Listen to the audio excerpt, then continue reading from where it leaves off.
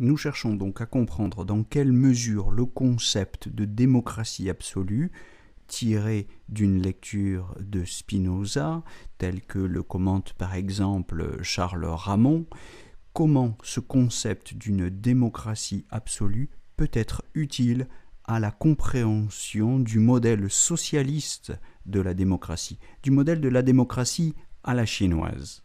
Dans la précédente discussion, nous avons envisagé l'hypothèse d'un régime mixte, d'un régime démocratique mixte, tel que le conçoit Spinoza lui-même dans le traité politique. Aujourd'hui, je vous propose d'essayer d'y voir un petit peu plus clair dans ce concept d'un principe de gouvernement démocratique, concept d'un principe que Spinoza oppose à celui d'une forme de gouvernement. Sous le concept spinoziste d'un principe de gouvernement, il faut entendre, j'entends, le principe d'une composition des puissances individuelles d'agir et de penser, c'est-à-dire une addition de contributions complémentaires dans la puissance collective qui en résulte.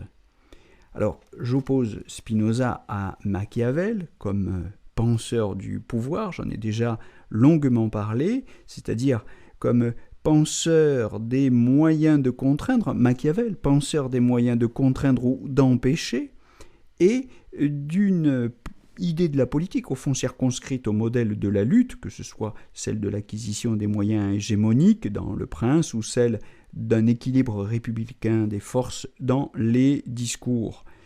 Spinoza ne limite pas la politique au pouvoir effectif de décider et d'imposer des décisions. Donc je l'oppose à Machiavel de ce point de vue-là, mais Spinoza est plus attentif au processus d'élaboration de la décision politique fondé, je le cite, sur l'unité de composition. Et là, je renvoie à toute la lecture de Gilles Deleuze, Spinoza philosophie pratique, à l'article, notamment l'article Notion commune.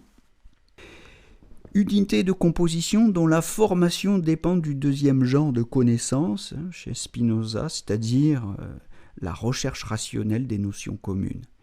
La politique consiste bien à décider, mais à décider en commun et à trouver le rapport rationnel sous lequel nos corps ou nos compétences, nos intérêts, etc., se complètent réciproquement, se satisfont mutuellement, ou pour le dire comme Spinoza, se composent.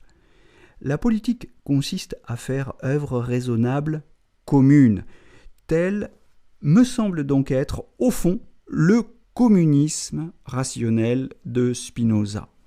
La démocratie sera d'autant plus puissante qu'elle parviendra à subsumer plus de puissances individuelles et, à la limite, à les intégrer toutes, c'est-à-dire à inclure absolument tous les citoyens qui forment un peuple.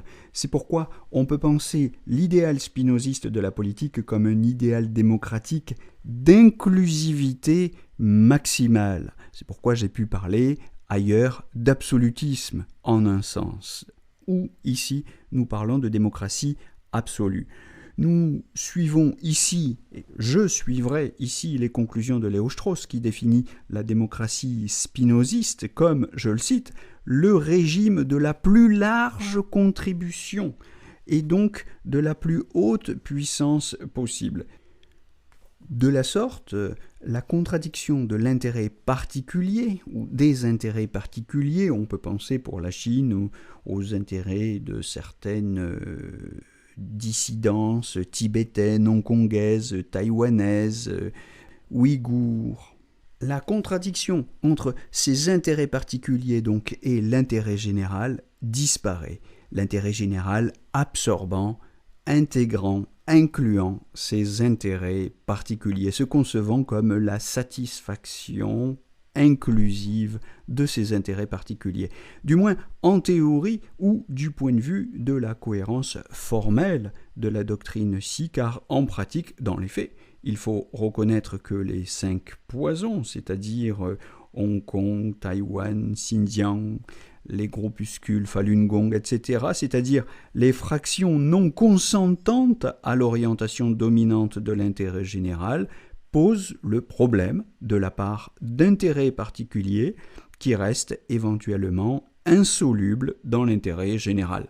Ces groupes, ces intérêts fractionnels posent le problème d'une violence institutionnelle résiduelle, irréductible.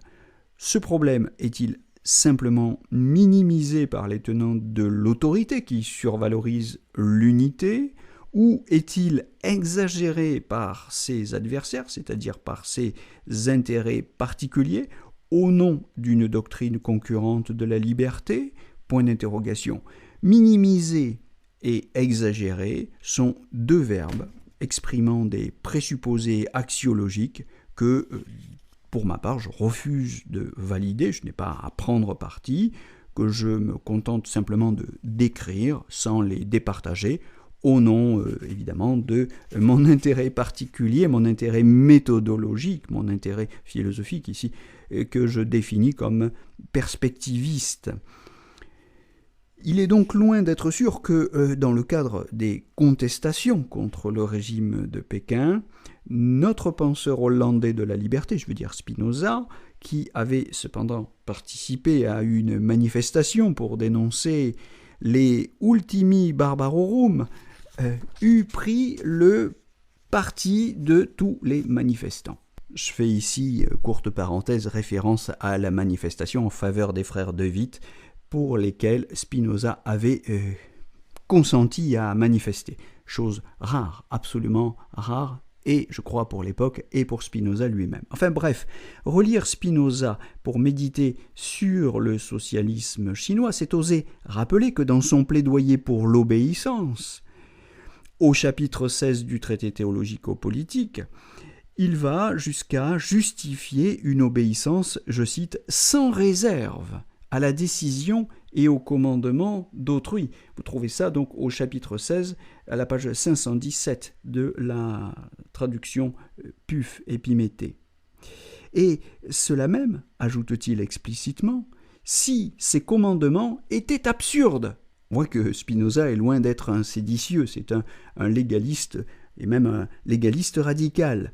Bien sûr, cette obéissance est conditionnée au caractère véritablement démocratique du régime politique, mais en pratique, dans la vie politique concrète, la question se posera de savoir qui est le juge légitime de la mystification possible du pouvoir politique, c'est-à-dire qui est juge du caractère véritablement démocratique ou despotique et tyrannique des décisions politiques qui sont réellement prises.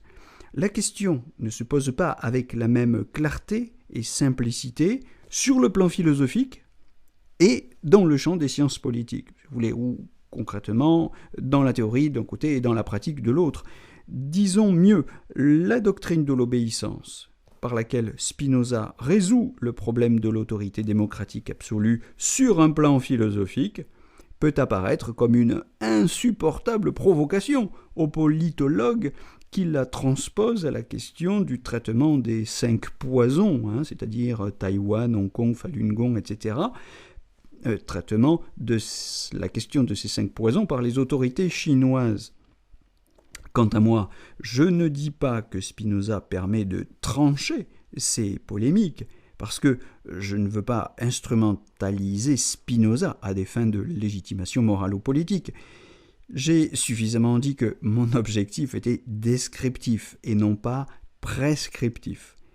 Il me suffit d'avoir reformulé sur un plan philosophique la doctrine spinoziste de l'obéissance en régime de démocratie absolue et d'avoir appelé des faits, tels que donc ce problème des 5 poisons ou les discours du prix Nobel Liu Xiaobo, susceptibles d'ouvrir ou d'élargir le débat sur l'autorité chinoise tel qu'il se pose en sciences politiques.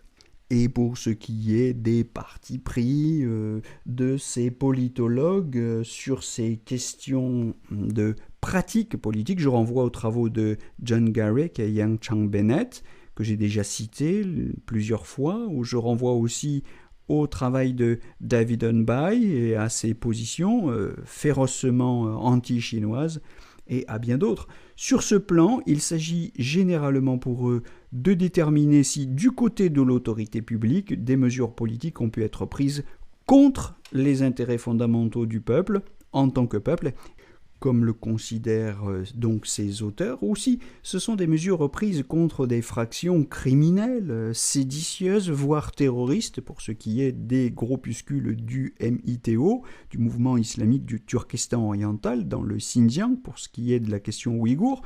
Donc des mouvements terroristes qui défendent des libertés particulières, particulièrement séditieuses, faudrait-il dire, au détriment donc de l'intérêt général. Car il est évident que des groupuscules terroristes ne sont pas plus acceptables quand ils sont installés en Chine que lorsqu'ils sont installés en France ou aux États-Unis, n'est-ce pas ? Bon, là, je fais évidemment référence au traitement à géométrie variable, aux deux poids, deux mesures, selon lesquels les commentateurs occidentaux considèrent les terroristes selon qu'ils frappent les Chinois ou selon qu'ils frappent les populations et les pays occidentaux. Bref. Mais on voit bien que derrière cette question, pour la prendre ou la reprendre d'une manière raisonnable, se pose la question de savoir si la Chine et si Spinoza, par le biais de sa réflexion sur la démocratie absolue, n'aurait finalement pas encouragé ou fait l'apologie de la toute-puissance, c'est-à-dire d'un État qui serait au fond de nature totalitaire. Alors je vous propose d'y regarder d'un peu plus près en continuant la lecture de Spinoza. Je vous retrouve pour cela dans un prochain podcast et je vous souhaite en attendant une belle journée à tous.